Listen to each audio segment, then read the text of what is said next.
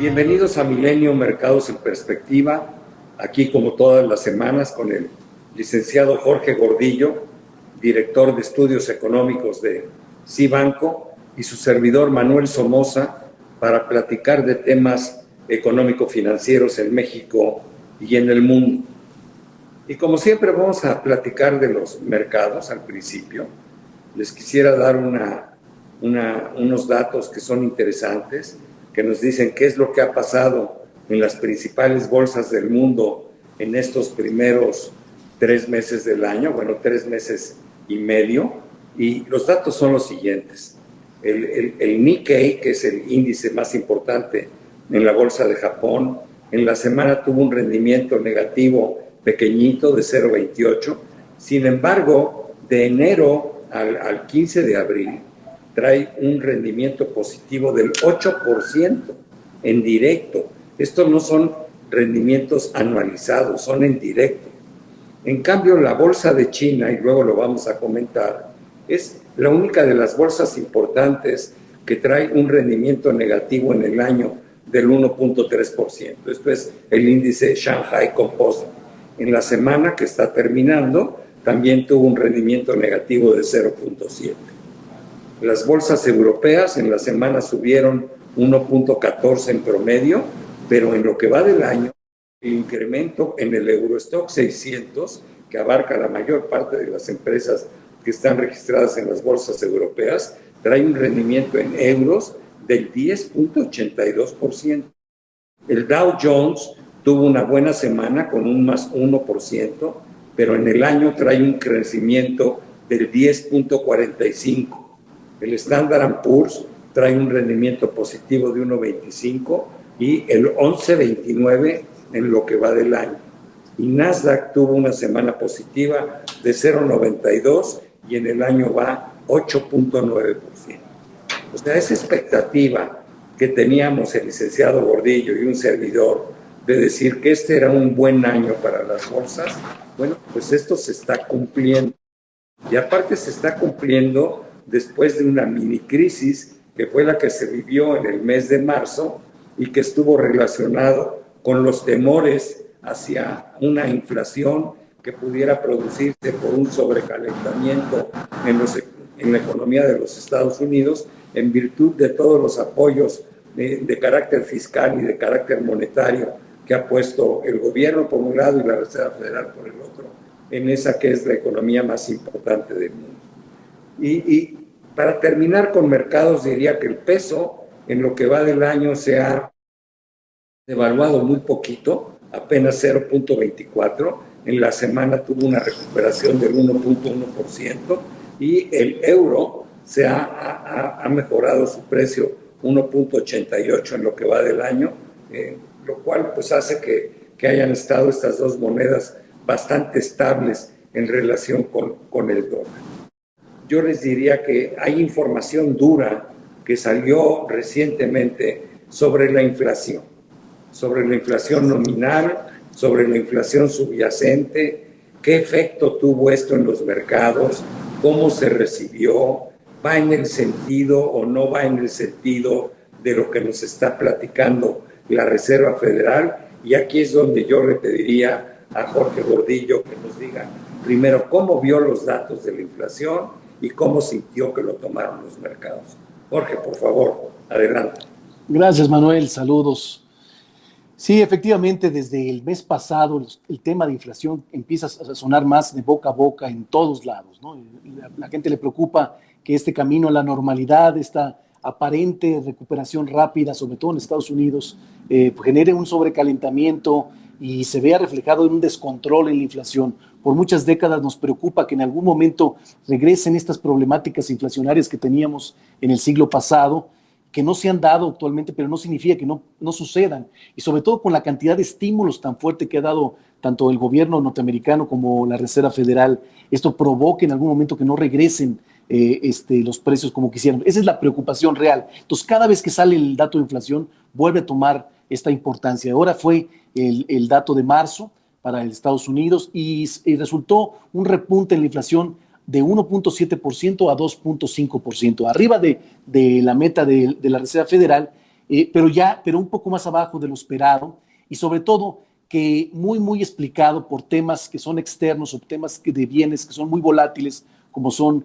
los energéticos, como son los agropecuarios, en especial la gasolina. El año pasado el precio del petróleo con el inicio de la pandemia se desplomó casi a 0 pesos, y esto provocó que la gasolina se bajara fuertemente. Entonces, ahora que comparamos con un nivel donde el precio del petróleo está cercano o por arriba de los $60 por barril, el aumento en los precios de la gasolina se ve muy reflejado y muy influenciado en la inflación. Si quitamos estos dos rublos, que es la gasolina o los energéticos y los agropecuarios, la inflación en Estados Unidos está más o menos en 1.6%.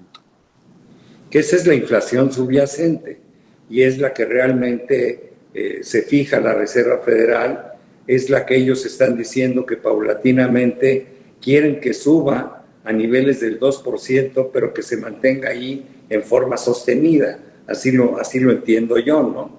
Además, dice la Reserva Federal, bueno, ese ha sido nuestro objetivo en los pasados 10 años. No lo hemos logrado y ahora que lo podemos lograr, de repente se espantan, ¿no? A mí me gustó mucho las explicaciones que dio Powell cuando dice, bueno, pues sí, los precios tienen que subir, suben las materias primas, simplemente porque la economía mundial está reiniciando actividades. Las bases de comparación van a hacer que veamos que las inflaciones de marzo del 2021 pues son superiores a la que teníamos en marzo del 2020, y así lo vamos a ver en abril y mayo. O sea, yo estoy dando por descontado que podemos ver meses hacia adelante donde la inflación nominal en Estados Unidos pues llegue quizá hasta arriba del 3,5%. Sin embargo, no creo que debamos espantarnos, porque esto está anticipado, esto está previsto. Como dice Powell, estos son fenómenos que se van a dar en forma temporal. Sin embargo, la inflación subyacente, que como bien lo explicas, es aquella en la que se eliminan los precios volátiles, como son los energéticos y algunos productos o materias primas, bueno, pues esa va a ir paulatinamente hacia la meta del 2%, lo cual a lo mejor se logra alcanzar para finales de este año o principios del año entrante. Pero lo que es clave para mí, Jorge, y yo quisiera ver si estás de acuerdo conmigo, es que la Reserva Federal siente que tiene el tema verdaderamente bajo control y que además lo que está viendo de incrementos en los precios de la inflación nominal no lo van a hacer subir la tasa de interés de referencia. Esa es la clave. Si la Reserva Federal tuviera intenciones de subir la tasa de interés de referencia, entonces yo sí estaría muy preocupado. Pero yo confío y le creo de que a lo largo de este año no vamos a ver que la tasa de referencia suba del nivel que está en el momento actual y que es de 0.25, prácticamente cero, ¿no? Y eso es lo que tenemos que estar monitoreando. Yo creo que el sentimiento de miedo tiene orígenes válidos, los apoyos han sido muy fuertes, pero bueno, pues tenemos que creerle a la Reserva Federal. Sabemos que lo que está haciendo el presidente Biden tiene sus riesgos porque es un plan muy ambicioso. Ahora déjame que te diga algo. Lo que me gustó del plan de Biden, que mitiga un poco el riesgo de la inflación hacia adelante, es que trae aparejado una reforma fiscal que le va a dar mayores ingresos al gobierno para poder financiar una parte del programa de infraestructura. Si este programa fiscal no estuviera en la mesa, yo sí estaría mucho más preocupado, porque entonces los déficits iban a ser enormes y seguramente la inflación tendría más oportunidad de salirse de cauce. No sé qué opines tú de esta reforma fiscal que está planteando el propio Biden. No, coincido completamente contigo. Incluso estamos nosotros de acuerdo, nosotros también tenemos comprada la versión de la Reserva Federal sobre que será temporal el tema de inflación. No está comprobado qué tanto puede subir los precios. Powell dice que este es el momento donde va a verse ya realmente el despegue de la economía. Vamos a ver los datos de a partir de marzo despegar de manera significativa y entonces, según él, los precios van a subir temporalmente. Coincidimos con él. Aquí la cuestión o la cautela que tenemos que decirle al auditorio es en el mercado, porque el mercado va a estar muy influido por los medios, muy influido por algunos bancos en percepción. Y habrá a veces percepción de que la Fed no está equivocada o a lo mejor no le crean tanto, y habrá percepción como ahorita, donde estén confiados de que la Fed no va a mover sus estímulos antes. Puede pasar muchas cosas. La incertidumbre ha disminuido, pero la pandemia no está controlada. La pandemia todavía tiene muchas cosas que decir, incluso el tema de vacunación, aunque ha sido exitoso en Estados Unidos, están surgiendo cosas nuevas en el mundo que nos hace pensar que todavía la crisis todavía no está completamente resuelta como para pensar ya nos vamos a sobrecalentar de aquí en adelante. No, todavía hay que resolver varias cosas y que hay que estar a favor de todo lo que sea en la dirección de resolver todo tipo de incertidumbres para resolver la crisis. Yo quisiera terminar el programa diciendo que, por lo menos de mi parte, yo mantengo mi perspectiva optimista de que este va a ser un buen año para las economías, sobre todo para las economías desarrolladas. Y ya lo estamos viendo. China saca en el primer trimestre su Producto Interno Bruto con un incremento del 18.3%. La economía norteamericana va creciendo para que este año nos dé un PIB que probablemente pueda crecer entre el 6,5% y el 7%. Hasta México va a mejorar su crecimiento al 5%, motivado porque la economía norteamericana nos va a jalar. Yo creo que la economía europea, aunque en forma mucho más lenta, también apunta a tener una recuperación importante, pero coincido contigo, no estamos fuera de riesgos, hay que ser prudentes. Evidentemente, los grandes riesgos siguen siendo la pandemia, el proceso de vacunación y los temores sobre la inflación. Y hay que estar atento en esos tres sentidos, ¿no? En términos muy, muy generales.